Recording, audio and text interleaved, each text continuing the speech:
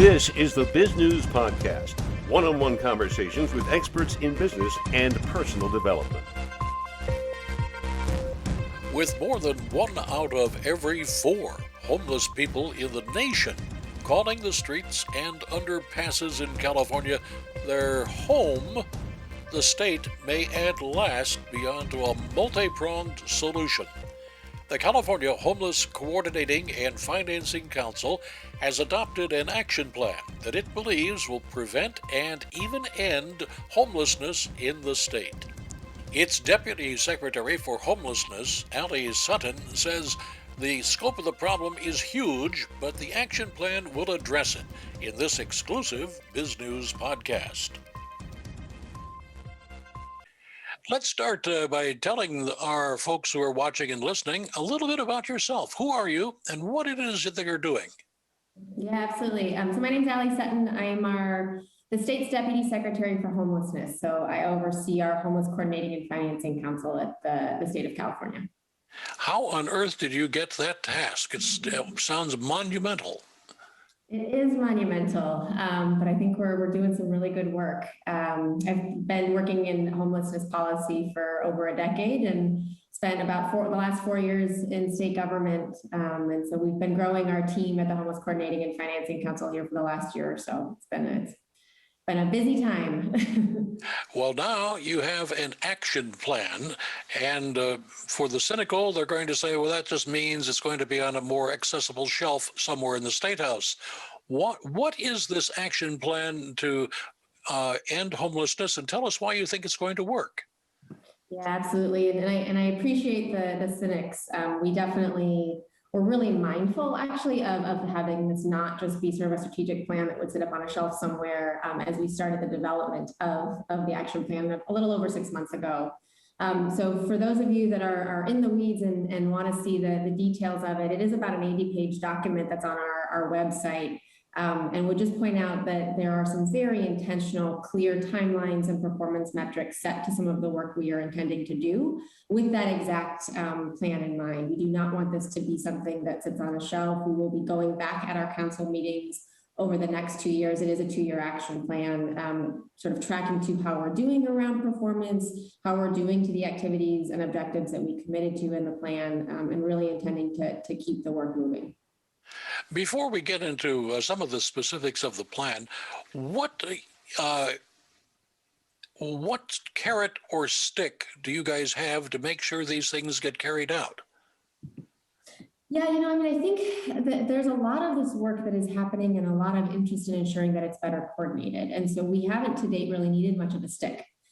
We are intentionally trying to coordinate the state's work. I think there is a lot of desire for that. We have seen some really valuable partnership due to the pandemic, to be honest. I think in times of crisis, coming together and really seeing how state government agencies can work together has been one of the few silver linings of the last year. And so I think there's actually a lot of desire at the state level to do this kind of work. And we are just really grateful to be stepping into the role to help coordinate some of the work that's already been done to make sure that we're doing it as effectively and efficiently as we can. Now, it is 78 pages, maybe 79 or even 80. I can't remember when the index ended. But tell our listeners and viewers some of the highlights of this. Yeah, absolutely. Government is not known for being short or concise, but I will say that we did really try. There's an executive summary at the beginning for those that are interested in just having a few pages to really understand the work we're doing. I would just lay out a few of the really key pieces that I think I'm most excited about. We really set this up into 5 different action areas, really thinking about the full range of homelessness interventions that we need to be focusing on at the state level. So really starting with system strengthening, really with a strong lens towards racial equity. We know people of color are disproportionately represented in homelessness across the state. So having some really clear systems level work we know we need to focus on as our first action area. The second action area being around, we have 70% of our homeless population is actually unsheltered currently. So having a real clear unsheltered population outreach strategy is the second action area. Thinking a little bit about our shelter efforts to date and how to improve and strengthen and expand those is the third action area. The fourth being what we all know is really important around permanent housing, right? The only solution to homelessness is a home. And then the fifth being prevention. We're really mindful, given some of the economic implications of the last year, we need to keep a really clear eye on homelessness prevention as well. So there's sort of these 5 action areas, quite a few key principles that we're really holding ourselves to in the way we want to be doing our work, really focusing on folks with lived expertise of homelessness, thinking about some of these really critical pieces of the puzzle as we work on those 5 action areas. So a lot of really good meat in there, but we'll just sort of highlight those 5 action areas as the sort of the bones of the action plan. Causes of homelessness are probably almost as numerous as the individuals who are suffering from it, but big chunks might be due to economic homelessness, they've lost their job, etc. Another chunk might be due to drugs or alcohol. Another might be due to mental illness. How does this action plan address any of those big chunks?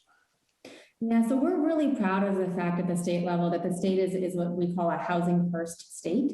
So really being under the mindset of, and everyone that is currently homeless is ready to be housed tomorrow. There are no preconditions. There is nothing that is needed to get somebody into a home, a permanent home tomorrow. They don't need to do anything. There's no preconditions.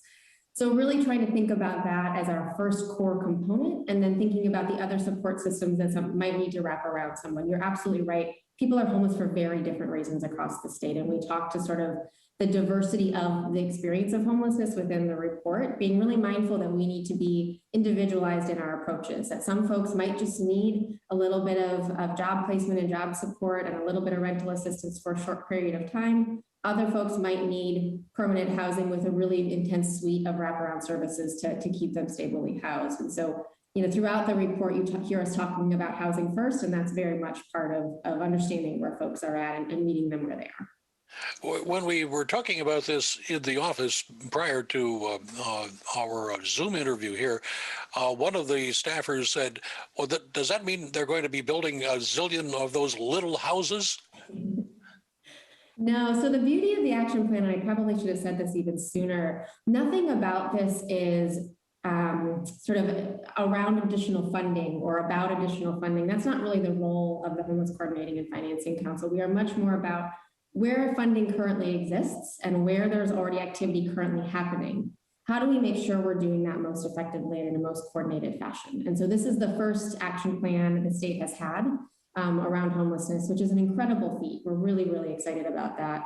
But really intentionally trying to say there's all of these different components of homelessness and all of these different agencies at the state level that need to be at the table to solve this problem. And this being an effort to ensure we're doing that in a really mindful way. So this isn't about sort of building new things. That's not sort of the role we're playing. It's more about how are we just making sure that all of this really incredible work that's happening at the state level is clearly aligned with sort of a broader vision and a broader goal around those 5 action areas. So you are going to be making the state much more efficient, if we were to put it in a very short sentence.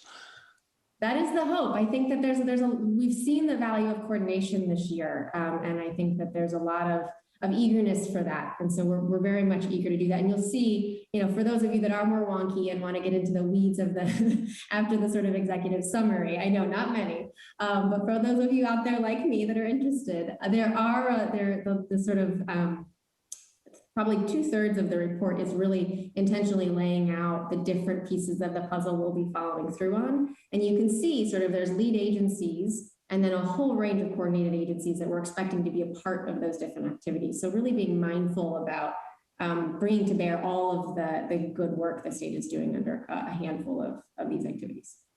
Now, you have been involved in helping solve this problem for, as you said, a decade.